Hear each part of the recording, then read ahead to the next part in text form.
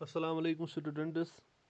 Today we will study the differences between ferrous minerals and non ferrous minerals. ये हमारा पहला question है, distinguish between ferrous minerals and non ferrous minerals. Ferrous minerals, these minerals have iron content. ये metallic minerals ही होते हैं और इनमें iron content होता है। इन मिनरल्स में, फेरस मिनरल्स में, फॉर एग्जांपल आयरन और मैग्नीज, निकल, कोबाल्ट एटसेट्रा, ये एग्जांपल्स हैं फेरस मिनरल्स की। Ferrous it means they contain iron, इनमें आयरन होता है। अब है non ferrous minerals. These are also metallic minerals, but they do not have iron content. They lack iron content. इनमें iron content नहीं होता है। For example, gold, silver, copper, lead, bauxite, ये important examples है non ferrous minerals की। जिन minerals में iron content होता है, मेटेलिक मिनरल्स में, उनको हम कहते हैं फेरस मिनरल्स। जिनमें आयरन कंटेंट नहीं होता है वो भी मेटेलिक मिनरल्स होते हैं, लेकिन दे लैक आयरन कंटेंट, उनको हम नॉन फेरस मिनरल्स कहते हैं। उसके बाद है दूसरा question, distinguish between conventional and non conventional sources of energy. ये जो एक कन्वेंशनल सोर्सेज ऑफ एनर्जी है, these are the old sources of energy, और you can say these have been in use for quite some time.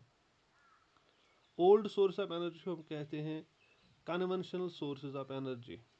For example coal, petroleum, natural gas, electricity are conventional sources of energy. इनको हम conventional sources of energy कहते हैं, क्योंकि coal, petroleum या natural gas या electricity को तकरीबन 100 साल, 150 साल या उससे भी ज़्यादा टाइम हुआ है इस्तेमाल करने में।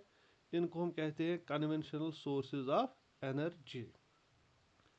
इन पे ज़्यादा दबाव होता है इन कन्वेंशनल सोर्स ऑफ एनर्जी में, and there are chances like coal, if we will talk about coal and petrol and natural gas, they can become exhaustible, क्योंकि उन पे ज़्यादा there is burden on these conventional source of energy, these are exhaustible, and proper usage of these energy sources is must.